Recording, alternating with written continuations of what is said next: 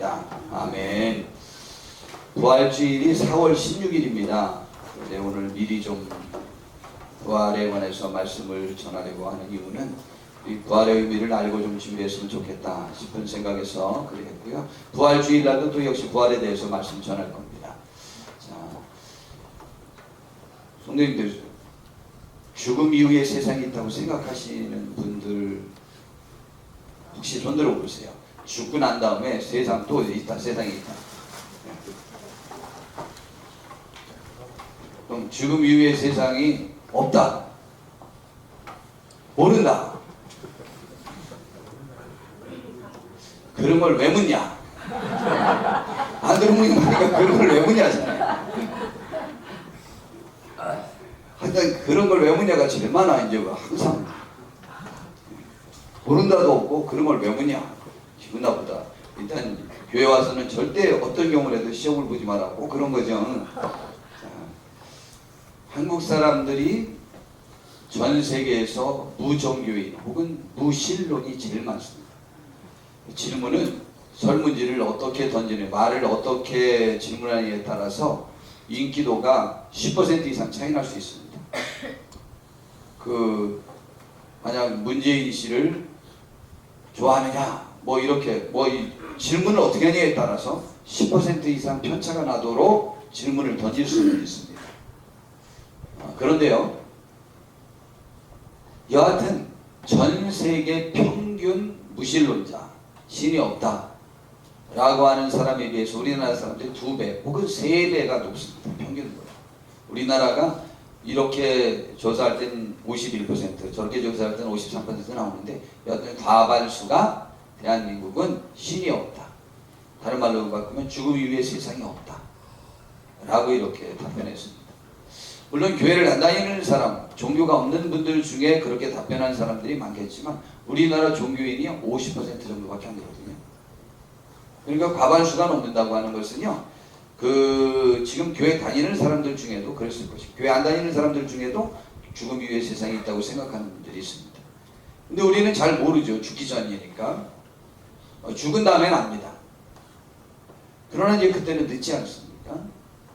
그런데 여하튼 이 죽음 후의 세상이 있다고 생각하는 사람도 있고 없다고 생각하는 사람도 있고 모른다고 생각하는 분들이 많겠죠. 그리고 반신반의. 그리고 그 죽음 이후는 천국과 지옥으로 나뉜다는 것을 혹시 알고 계십니까? 이것은 이제 교회 다니는 사람들에게서 있는 일이겠죠. 그리고 우리는 죽은 다음에 다시 살아난다는 것도 알고 계십니까? 지금으로부터 약 2000년 전에 바울사도가 고린도 교회를 세웠는데요, 그 교회의 성도들 중에도 부활이 없다고 생각하는 사람들이 있었습니다. 그래서 바울사도는 부활에 대하여 아주 확실하게 오늘 말씀하시게 된 거죠. 이 부활이 왜 그렇게 중요하냐? 오늘 성경 말씀이 제가 생각할 때 항상 저의 마음을 찔리게 하는 말씀들 중에 하나가 이제 이곳 부활장인데요.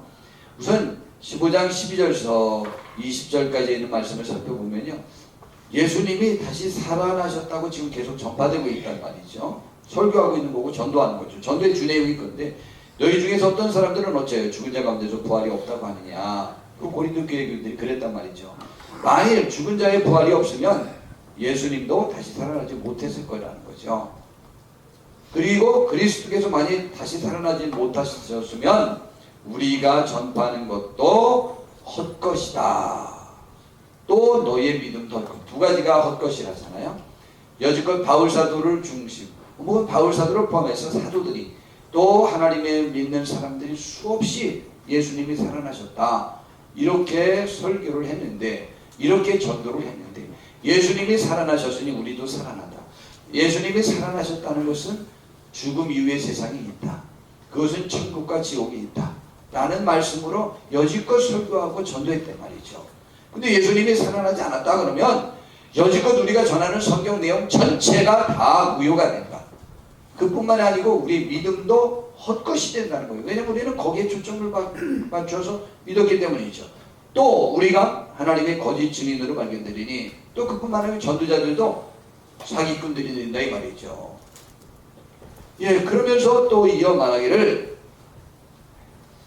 만일 죽은 자가 다시 살아나는 일이 없으면 그리스도도 다시 살아나지 않았을 것이다 라고 말하는 거예요. 이 세상에서요, 죽었다 살아난 사람들에 대한 보고가 굉장히 많습니다. 가장 많은 거는요, 심장이 멎었는데 뭐라고 그러지, 소생술을 하면서 살아나는 경우가 많은데, 그래서 실제 심장이 멎어서 다시 살아나는 데까지 시간이 보통은 1분 혹은 길면 5분, 길면 1시간 내에 살아납니다. 그리고 이게 기적적으로 아주 몇 시간? 우리나라 옛날에는 관 이렇게 듣고 이렇게 하려고 그러는데 막 두드려서, 하루 지나도 두드려서 봤더니 거기서 살아났다잖아요.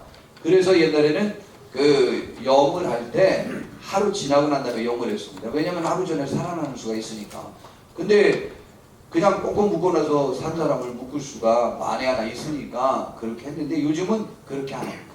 왜냐면요, 확실히 심장이 멎었는지 이제는 의술로 판단할 수 있어서 꼭 24시간 안 지나도 염을 합니다. 그러니까 의사의 사망 진단서가 필요해요, 염을 하기 전까지는.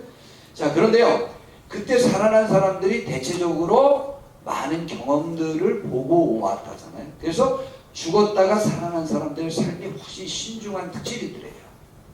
그리고 종교에 귀의하는 사람들이 많아져. 자, 그런데 그들도 죽었어요. 근데 예수님의 부활은 보통 사람들이 죽었다 살아났다는 그것과 굉장히 차이가 납니다. 예수님은 이후로 안 죽으셨어요. 그리고 부활하신 다음에는 공간을 초월하셨어요. 그리고 제재를 받지 않았어요. 그런 특질이 있어요. 우리의 부활도 예수님처럼 부활될 거라는 것을 말하는 것입니다. 그럼 예수님이 이 부활한 것으로 인하여, 이 부활이 신앙의 기본인데, 기초가 되는데, 그분이 하나님의 아들, 하나님의 아들은 다른 말로 하면 그분은 사람이 아니고 신이었다는 것이 증명된 가장 대표적인 사건 중에 하나였다는 것이죠. 그래서 로마서 1장 4절에는 성경의 영으로는 죽은 자들 가운데도 부활하사 능력으로 하나님의 아들로 선포된 거예요. 사람은 죽었다 살아날 수 없어요. 그러므로 살아났으니까 그는 정말 신이다 라는 거. 굳이 말하면 죽음이 그를 억제할 수 없는 신이구나 라는 것으로 증명됐다는 것이죠. 그뿐만 아니고요, 우리가 구원받는 증거가 그것이 되죠. 그래서 내가 만일 내 입으로 예수를 주로 시인하며, 또 하나님께서 그를 죽은 자 가운데서 살리신 것을 내 마음에 믿으면 구원을 받는다고 그랬어요. 이 말씀은 전반에도 말씀을 드렸죠. 내 입으로 예수를 주로 시인해요. 그리고 부활하는 걸 마음으로 믿으면 돼요. 이것은 행함이 필요 없어요. 구원에는 이걸 갖다가 마음과 입으로만 한 것은 행한 것이 아니에요. 왜냐하면 우리가 아내들한테, 우리 흔히 그러죠, 여보 사랑해 그러면 아내들이 뭐라고 한다고요? 말로만 사랑한다고 안 그러면 또 뭐라고 한다고요? 한 번도 사랑한다고 소리, 돈이 들어, 시간이 들어, 힘이 들어, 그래서 사랑한다고 그러면은 말로만 그래. 말로만이라는 얘기는 뭐가 포함이 돼야 진짜 사랑이라고 믿겠다라는 얘기냐면, 행함으로 보이라는 것은 술 먹지 말고 일찍 좀 들어오고, 일찍 들어오면 나도 좀 사랑도 좀 해주고, 텔레비전이나 보고 게임이나 하지 말고, 그 다음에 나를 위해서 좀 뭐 좀 해줘라, 행동으로 보여라 라는 얘기고, 두 번째는 돈 좀 벌어와라 이 얘기예요. 말로만이라는 의미는 제가 보기에는 이 두 가지 의미를 포함한다고 생각해요. 굳이 말하면 저기에 나와 있는 것은 말로만, 마음으로만이니까 행함으로 실질적인 것으로 한 것이 하나도 없어요. 구원에 관해서는. 그런데 그런 구원받은 사람은요, 말로만, 마음으로만 하면 구원받냐? 실제로 구원받습니다. 믿음은 그것입니다. 근데 믿음은 그 다음에 행함을 동반합니다. 행함은 우리에게 축복을 가져옵니다. 상급을 가져오죠. 거기엔 차이가 있지만 믿음에는 차이가 없어. 믿음은 누구나 마음으로. 그러니까 믿음은 거저예요. 구원은 거저 주어지는 거예요. 자, 그런데 여기에서 예수 그리스도가 죽었다가 살아나신 사실을 믿으면 구원받는데, 구원의 기초가 되고 기본이 되고 믿어야 될 굉장히 중요한 자료가 된다는 것이죠. 그러므로 우리는 예수 그리스도를 구주로 시인하는 것과 함께 그 예수님이 부활하신 사실을 믿는 것이 신앙의 기초가 되는 것입니다. 그 다음에 부활이 없으면 우리의 신앙의 목표가 사라지는 거예요. 그것이 성경의 가르침이에요. 이것이 현대 교회와 성경의 신앙과 차이점이 있다는 것이죠. 물론 이 말씀을 드릴 때에 우리 성도님들은 괜히 저의 생각에 끄집어넣어서 같이 이렇게 매도시키는 것 같다는 생각도 들기는 해요. 여러분은 왜 믿고 무엇을 목표로 해서 믿죠? 예수님이 다시 살아나신 일이 없으면 너희의 믿음도 헛것이고 너희가 여전히 죄 가운데 있을 것이래요. 믿음이 헛것이래요. 왜냐하면 우리의 믿음은 구원, 우리의 믿음은 부활, 우리의 믿음은 천국인데 그걸 믿고 예수님이 살아나신 것 때문에 그 사실을 믿고 예수님을 따랐는데 만약 예수님이 부활하신 사실이 없고 우리가 부활하지 못한다면 우리의 믿음이 헛것이다. 이것은 뒤에 조금 더 제가 설명할 것인데요. 너희가 여전히 죄 가운데 있을 것이다 라는 표현은 설명이 좀 필요한데요. 왜냐하면요, 죄의 결국은 죽음입니다. 죄 때문에 사람이 죽는 거예요. 죄 때문에 사람이 두려움이 있고 죄 때문에 죽음의 공포감이 오게 된 거예요.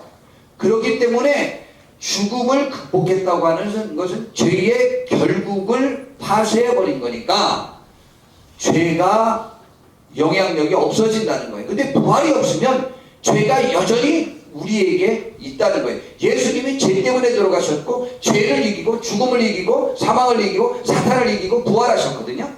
그러니까 예수님이 부활하셨다는 것은 죄를 이겼다, 죄를 무찔렀다는 거예요. 왜냐하면 죄를 가지고 우리를 죽일 수 있었는데 죄가 없는 게 살아났으니까 죄의 영향력이 없는 것이 증명이 된 거예요. 그리고 18절에 보니까 또한 그리스도 안에서 잠자는 자도 망하였으리니 만일 그리스도 안에서 우리가 바라는 것이 이 세상 살 뿐이면 모든 사람 가운데서 우리가 더 불쌍한 자리라. 야, 그렇다면 부활이 없으면 이제 예수님을 믿고 죽은 모든 사람은 망한 거다 라는 거예요. 그리고 우리가 가장 불쌍한 자다 라는 건데요, 저는 이 말씀이 제가 천국을 잘 바라보지 않아서 그런 건지 부활을 잘 못 믿어서 그런 건지, 저는요, 제가 예수님을 믿고 예수님 때문에 제가 손해본 게 없어요. 굳이 말하면 예수님이 저에게 그 주님께서 서운하게 해주신 적이 없다니까요. 제가 그분을 서운하게 해드렸으면 몰라도 그분이 저를 서운하게 해주신 적이 없어요. 그냥 천국이 없어도 이 세상에서 주의 말씀대로 산 것이 저는 행복했고 감사하고 그분과 더불어 생활하고 그분의 말씀이 저의 삶의 지침이 된 것이 전 너무 감사해요.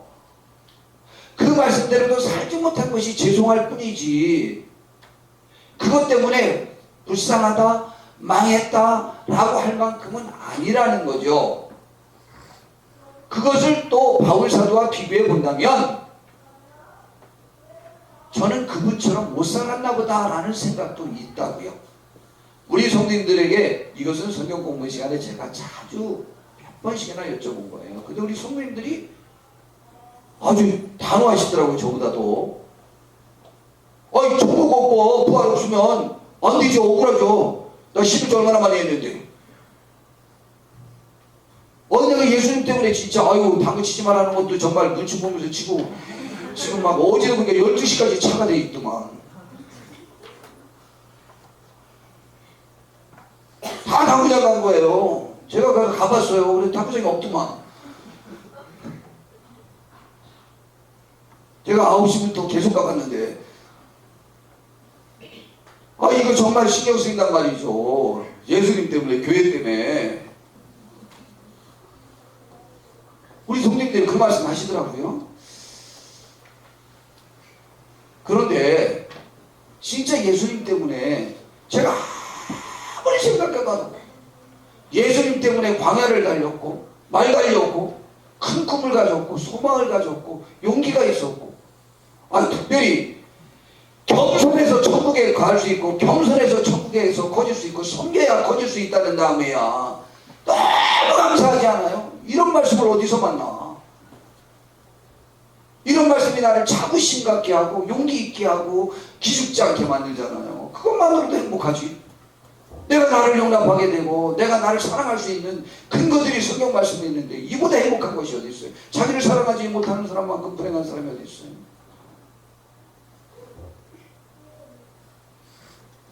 그러나 천하의 가장 하나님의 말씀대로 잘 사는 사람이 만약 천국이 없다면, 만약 부활이 없다면, 만약 구원이 없다면 우리는 가장 불쌍한 사람. 사실은 우리의 신앙 삶의 목적이 그곳에 초점이 맞춰져야 된다 라는 얘기죠. 그것을 우리의 삶에 적용해 보면요, 우리들이 무엇이 이루어져야 우리들이 주님으로 인하여 기뻐하고 즐거워할 수 있나요? 우리들의 목적이 뭐죠? 건강한 것, 부유한 것, 약간의 권력을 갖는 것, 명예를 얻는 것, 존귀함을 받는 것, 사랑을 받고 인정을 받고 칭찬을 듣는 것, 부부가 행복한 것. 특별히 대한민국의 최고의 우상은 어머니들에게 있어서는 자녀인데, 어머니들은 자녀를 위해서라면 배우자를 언제든지 버릴 의도가 있어요. 자녀를 위한 최악의 것을 자녀를 위한 최선의 선택인 것처럼 표현해요. 우리 대한민국의 어머니들이 자녀를 조금 상처받게 할 것이라면 배우자도 버릴 수 있고 부모도 버릴 수 있고 하나님, 보이지도 않는 하나님, 교회, 입간교회 뭐든지 다 버릴 수 있는 것이 자녀입니다. 우리의 목표가 자녀입니까? 우리의 목표가 배우자입니까? 가족입니까? 물질입니까? 무엇이죠? 천국이 아니면, 부활이 아니면, 구원이 아니면 우리는 이 세상에서 가장 불쌍한 사람입니다. 왜냐하면 그것 때문에 포기한 사람들이니까 라고 말을 한 것입니다. 근데 우리는 포기 못했어. 내 자녀를 위해서 주를 이용하기 원하고, 내 자녀를 위해서 교회가 이용되어지길 원했는데, 내 자녀를 위해서 내 배우자가 이용되어지길 원했는데, 거기에 방해가 되면 단호히 끊을 수 있죠. 불행 중에 불행입니다. 우리의 신앙은 무엇이냐? 우리의 신앙은 우리는 죄가 있고 죄의 결과는 죽음이며 죽음 이후에 심판이 있는데 우리는 그 심판을 이기고 승리한다는 것을 믿는 믿음입니다. 히브리서에서는 인생에 대해서 이렇게 정의합니다. 한 번 죽는 것은 사람에게 정해진 것이고 그 후에는 심판이 있다 그랬어요. 이것을 이루기 위해서 그 심판을 이기고 승리하게 하려고 이와 같이 그리스도도 많은 사람의 죄를 담당하시려고 단번에 들이신 바 되셨고 구원에 이르게 하기 위해 죄와 상관없이 자기를 바라는 자들에게 두 번째 나타나실 거예요. 또한 2장에서는 자녀들은 혈과 육에 속해 있음에 그들 또한 같은 모양으로 혈과 육을 함께 지니심은 죽음을 통하여 죽음의 세력을 잡은 자 곧 마귀를 멸하시며 죄를 근거로 죽음을 우리에게 가져오고 그 세력을 잡은 자가 마귀였는데 그 마귀를 멸하시고 또 죽기를 무서함으로 한평생 매어 종노릇하는 모든 자들을 놓아주려고 주님이 오셔서 대신 죽어주시고 부활하신 거예요. 마귀를 이긴 거예요. 죄를 이긴 거예요. 그의 권세를 이긴 거예요. 그리고 우리의 신앙의 목표는 천국을 소망하는 것입니다. 부활과 천국은 같은 의미입니다. 이 말은 구원받는다는 말이기도 합니다. 믿음의 결국은 영혼의 구원입니다. 그냥 구절만 보죠. 믿음의 결국 곧 영혼의 구원을 받습니다. 믿음의 결국은 우리의 구원인 것입니다. 그리고 우리가 믿음이 훌륭하다고 하는 사람들의 간증을 한 사람 예만 좀 들어보려고 합니다. 모세입니다. 이상스럽게 그 삶의 목표가 조금 전에 왜 그들이 망했다고 말했느냐. 삶의 목표가 믿음, 천국, 하나님이 주시는 상을 바라봤기 때문입니다. 그러므로 그 믿음의 선진들은 다 부활을 목표로 신앙생활을 했고 천국의 생활에 초점을 맞추었습니다. 그러므로 주님을 따르는 것이 십자가를 지는 일들이 있음에도 불구하고 훗날의 보상과 가치로 인하여 소망 중에 즐거워했던 것입니다. 모세는요 믿음으로 장성했어요. 근데 바로의 공주의 아들이라 칭함을 받는 것을 거절했어요. 그는 바로의 애굽 황제의 공주의 아들로서 성장해서 40살까지 성장했어요. 이제 궁중의 모든 것들을 다 익혀 배웠고 누릴 수 있을 때가 되었어요. 근데 그가 40살이에요. 엉뚱하게 그 모든 평안한 생활을 다 거절하고 25절에 보니까 뭐라고 표현하느냐면요, 도리어 하나님의 백성과 함께 고난받기를 잠시 죄악의 낙을 누리는 것보다 더 좋아했어요. 여러분, 이것이 신앙인데요, 참 멋있는 표현이에요. 뭐가 신앙이냐, 뭐가 신앙이냐 라고 했을 때 하나님의 백성과 함께 고난받기를 세상의 낙을 누리는 것보다 더 좋아했어요. 하나님의 백성과 함께 고난받는 것이 무엇이냐, 저것을 실제 모세에게 적용해보면 자기는 40살에 그냥 있으면 궁중에서 평안할 수 있었어요. 그런데 이스라엘 백성을 구원하려고 하다가 도망쳐서 40년 동안 방황도 했고 다시 80살에 와서도요, 그 백성들을 구원하려고 그가 지도자로 삼았는데요, 지도자가 되었는데 그 백성이 60만 명이에요. 남자 20세 된 장정의 수만 나올 때 인원이. 그러니까 백성 전체가 몇 명이었을까? 여자의 수가 많을까요? 남자의 수가 많을까요? 남자가 60만 명이니까 여자는 아마 70만 명도 있을 거예요. 그죠? 예나 지금이나 여자분들은 더 오래 살아요. 참 신기해요. 아이들은요, 뭐 거의 뭐 60만 되었을 거예요. 뭐 150만 전후는 충분히 됐어요. 근데 그 백성들, 특별히 60만 명을 집중해서 본다면 그 중에 2명만 가나안 땅에 들어갔고 나머지는 하나님이 다 죽이셨어요. 왜? 하나님 앞에 범죄하고 잘못하고 모세의 속을 썩였고 하나님의 속을 썩였기 때문이에요. 그런데요, 모세는 그 40년 동안에 한 번도 다 하나님이 죽여야 될 만큼 못된, 또 모세에게 너무 상처를 주고 아픔을 주고 괴로움을 주고 모세에게 대들고 모세를 죽이려고 하고 모세 없애려고 하고 별 생각들을 다 했음에도 불구하고 모세는 한 번도 그가 그 백성의 지도자 된 것을 후회해 보았거나 한 번도 그것이 원망스러웠거나 한 번도 더 나은 사람들과 함께하기를 기대해 본 적이 없어요.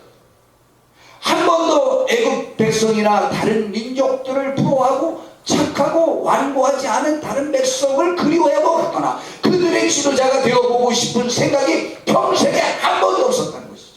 심지어는 그 백성들을 하나님이 다 죽이신다는 것이죠. 그리고 너로 큰 민족을 이루게 하겠다. 얼마나 좋은 제안이에요? 그런데 그 제안에 이런 제안에 하나님 그러시려거들라 제 이름을 아예 여호와의 책에서 빼버리시죠. 굳이 말하면 나 그러면 하나님과 관계된 사람 되고 싶은 마음도 없으니까 아예 저와 상관없이 딴 사람, 딴 민족을 그럼 세우시든가 말든가 하나님 뜻대로 하시고, 저는 이 백성을 용서하시고 이 백성에게 복을 주시지 않고 이 백성과 함께 하지 않는 한 저는 삶의 존재 이유가 없습니다 라는 표현이죠. 이게 신앙인의 자세예요. 여러분이 누구 때문에 고난 제일 많이 받으셨어요? 배우자 때문이에요. 그러나 배우자와 함께 고난 받기를 즐거워하세요. 다른 일을 그리워하지 마세요. 여러분의 부모님이 더 나은 부모님이면 얼마나 좋겠습니까마는 신앙은, 하나님의 백성은, 천국을 바라보는 사람은 그 천국을 바라봤기에, 주님의 은총을 바라봤기에 내 부모님을 원망스럽게 생각하는 게 아니에요. 내 부모를 다른 부모와 생각해서 나도 다른 부모 밑에서 태어났으면 좋았을 것을, 다른 가정에서 자랐으면 좋았을 것이라고, 그것이 그 가정이 좋다는 걸 인정하지만 그것이 후회함이나 원망으로 되어질 이유는 없어요. 내 자녀 훨씬 좋아질 수 있겠죠. 무엇이 좋은지는 잘 모르겠지만 기준에 따라 다르겠지만은, 그러나 그 자녀로 인하여 여러분이 부끄러워해야 될 이유도 없고 너무 또 자랑스럽게 생각할 이유도 없고, 다만 그들과 함께 고난받고 그와 함께 있을 수 있다는 것만으로도 행복이라고 생각하시라고요. 모세는 그것을 더 좋아했어요. 세상에서 평안히 사는 것보다. 감사한 일이죠. 이게 신앙이네요. 우리가 천국을 바라보는데 아니 저 마음이 없으면 이건 천국의 사람이 아니에요. 천국을 내 삶을 위해서 이용하고자 하는 것이죠. 주님을, 하나님을, 그의 사랑을 내 삶의 명예와 자존심 지키려고 이용하려고 하는 것이지요. 신앙은 그런 게 아니에요. 우리 은혜 받았을 때를 생각해 보세요. 정말 놀라운 사실인데요. 이건 금요일날도 말씀드렸는데요. 성경에 나와 있는 인물들이나 저나 우리 모두가 똑같아요. 우리 정말 성령님 받고 회개하고 주님을 깨닫게 되고 방언을 받게 되고 기쁨이 만족이 되어졌을 때에 우리의 목표가 이 주님이 이용하면 내 기쁨이 더하겠구나, 이 성령님이 이용하면 내 삶의 원망이 없겠구나. 이것도 있겠지만 이건 거의 없고 그 주님이 나를 위해 죽어주셨다니, 그 주님이 날 사랑해 주셨다니, 하나님이 나에게 성령 주셨으니 나는 이제 십자가 지고 주님 따르겠습니다. 고난의 길이라도 따르겠습니다 라고 우리가 다짐해 보지 않았느냐 이 말이죠. 그것이 지금 흔들려서 그렇지. 그것이 신앙이에요. 그것이 부활을 바라보는 것이고, 그것이 구원을 바라보는 것이고, 그것이 천국을 바라보는 것이고. 그러니까 하나님의 백성과 함께 고난받기를 잠시 제약의 낙을 누리는 것보다 더 좋아하는 거예요. 하나님의 백성들 얼마나 끝내중에 못난 백성들이잖아요. 60만 명 중에 2명만 살아있을 가치가 있었고 나머지는 다 죽여버려야 될 만한 못된 사람들이었어요. 그러나 그 못된 백성과 함께하기를 세상에서 평안이 많은 것들을 누리는 것보다 더 좋아했어요. 이게 신앙이에요. 아멘. 이게 신앙이에요. 신앙은 이런 거예요. 내 배우자를 용납하고 내 부모를 용납하고, 용납이라는 단어가 참 우스운 얘기인데 사랑하고 존경하고 함께하며 그들의 고난을 즐거워하고 그들과 함께 고난하고 극복하기를 기뻐하고 즐거워하는 사람들이에요. 본래 신앙은 이거예요. 하나님을 이용하는 게 아니에요. 주님을 이용하는 게 아니에요. 글쎄 그분의 도움은 우리가 기대하고 있겠죠. 도움을 기대한다는 것과 그분을 이용한다는 것과는 상당한 차이가 있습니다. 그분의 도움으로 세상을 이기기를 원해야 해요. 그분의 도움으로 우리가 온전해지기를 원해야 하고, 그분의 도움으로 천국을 바라보는 그 신앙이 흔들리지 않기를 원하고, 그분의 도움으로 세상을 이기셔야 해요. 그분의 도움으로 우리도 십자가 져야 하고, 그게 신앙이죠. 그렇지 않겠어요?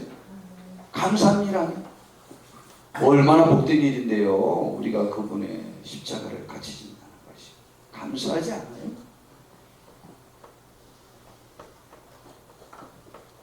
그리고 26절에 보니까 그때 예수님 나시지도 않았는데 그리스도를 위하여 받는 수모를 애굽의 모든 보화보다 더 큰 자물로 여겼으니 이는 천국에서 상 주는 그분을 바라봤기 때문이래요. 우리도 이런 신앙 소유합시다. 아멘. 그러므로 우리는 미혹당하지 말고 주의 일에 힘쓰는 손들임들이 되시기를 바랍니다. 그래서 바울 사도는 이어 말하기를, 만약 죽은 자가 다시 살아나지 못한다면 32절 후반절에 보니까 내일 죽을 토인이 먹고 마시자 하리라고 해요. 그러면 시험 안 보고 앞으로 시험 보는 성적으로 무엇을 결정하는 일은 하나도 없을 것이다 그러면은 뭐하라고 그래요? 시험 보고 나름대로 결정한다니까 절제하고 노력하는 거지. 바로 이거라는 거죠. 내일이 없다고 하는 사람들은요, 지금 뭐 어차피 죽고 끝나는 거니까 먹고 마시자 한다는 것이죠. 그러면 당연하지 않겠습니까? 우리 6.25 때 이렇게 했다고 그러대요. 막 후퇴할 때 소, 돼지, 염소, 닭들을 막 다 잡아먹었다고 그래요. 왜냐하면 지금 갖고 갈 수 없는 것들은 다 잡아먹었대요. 왜냐하면 내일이 없으니까. 근데 내일이 있다면 그걸 하루에 다 잡아먹겠어요? 아니죠. 계획적으로 하죠. 바로 우리는 천국이 있는 사람들이에요. 부활이 있는 사람들이에요. 구원이 있는 사람들이에요. 그래 먹고 마시자 그렇게 해서는 안 돼요. 33절 말씀 함께 읽어보시죠. 시작. 속지 말라.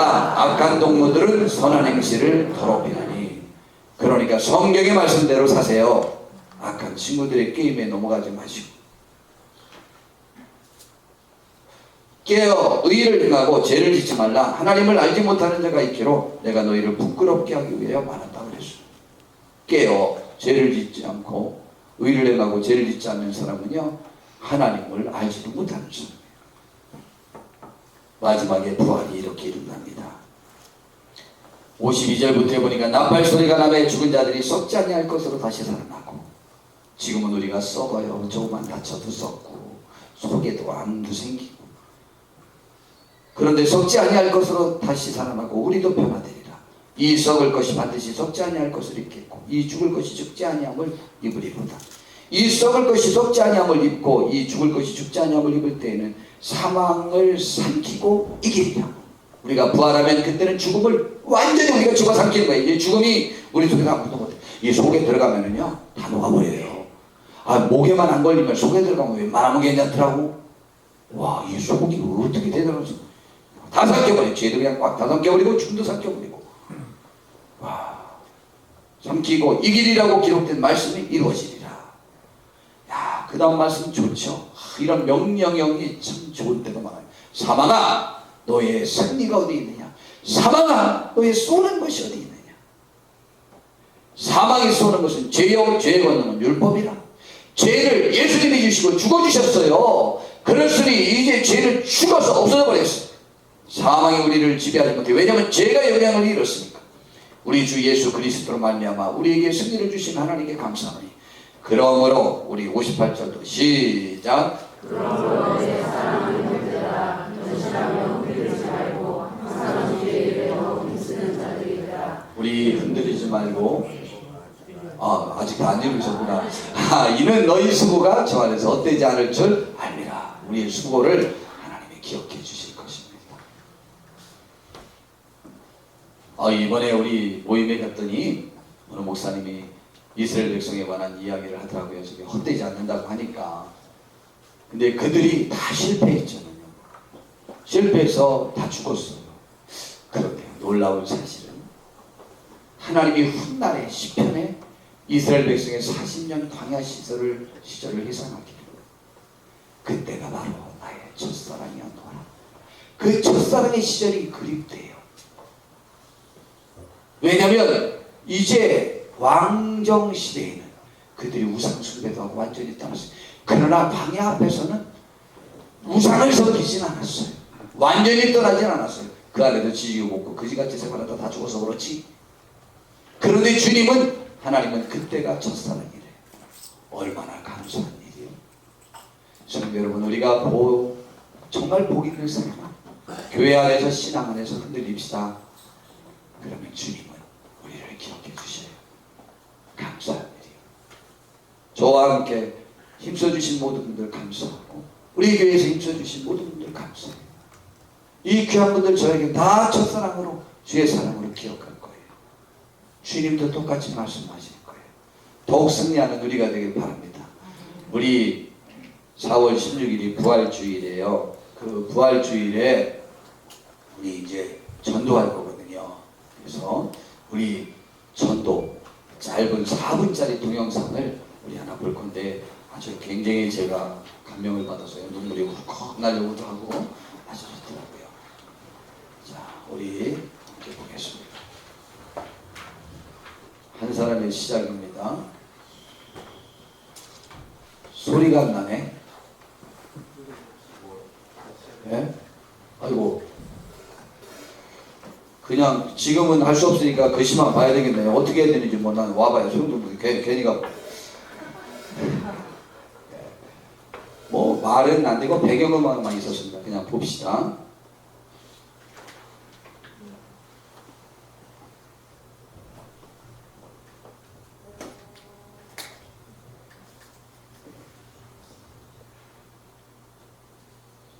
이 교사가 폐병이 걸려서 교사 그만두면서 전도한 거예요.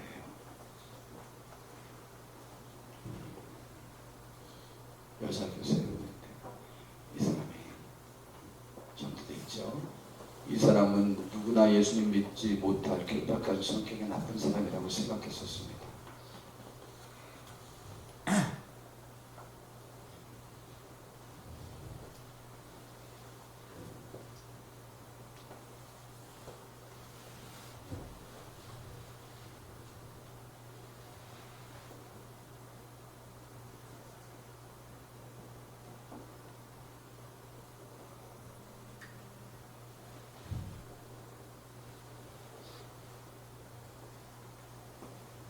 저 부디는 그 전 살았던 사람에 비해서 가장 많은 전도를 한 분입니다.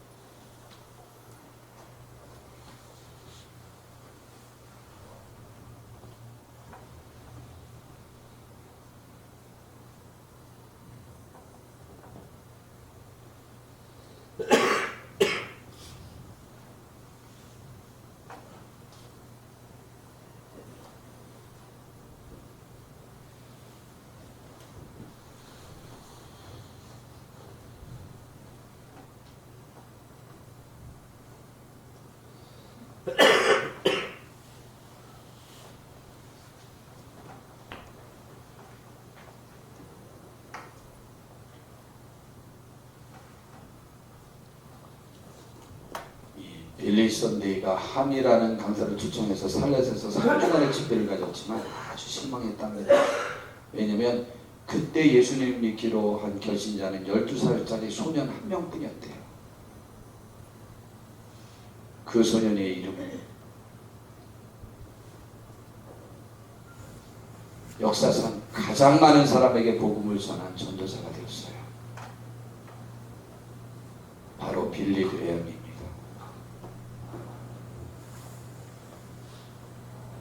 이분이 한국에도 와서 우리 한국 복음화 운동을 일으켰던 여기 한국입니다. 한국 사람입니다. 한국 집회에 가장 많은 인물 150만 명이 선포했어요.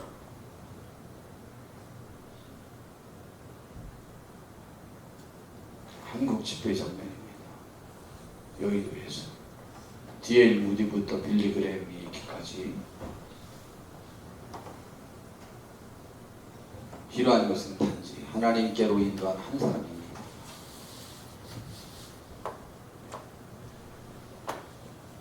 또 우리에게 필요한 것은 시작입니다. 테레사 수녀님이 말했죠. 시작하십시오.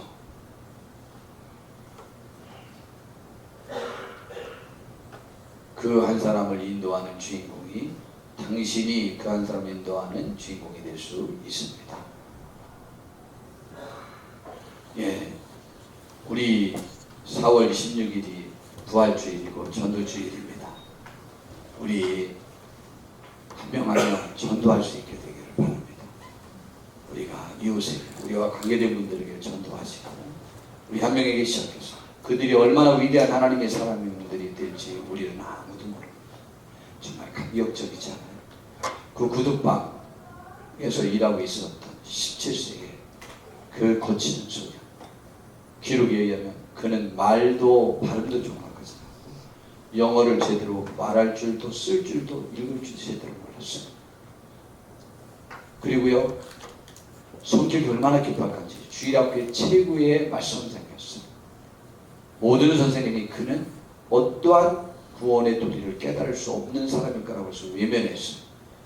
그런데 담임선생님이 여자 교사였는데 병에 걸려서 이제 교사를 그만두게 되었는데 마음에 찔리기 시작했어요. 그래서 내 반 주일 학생들 중에 아직 복음을 받아들이지 못한 사람이 누구 있을까라고 생각해서 그들을 방문하던 중에 저 무디에게도 같은 것입니다. 그가 구원받았어요. 주일 학교 교사가 됐어요. 그 이전의 사람보다 가장 복음을 강력하게 많은 사람에게 전하고 회심시킨 전도자가 되었어요. 그리고 그서로부터 계보가 이어지더니 빌리그레 목사님. 그보다 강력한 또 전도사가 어디 있었어? 지금의 이제 우리나라에 조영기 목사님이 있어서 전줄만 하지만 그랬습니다.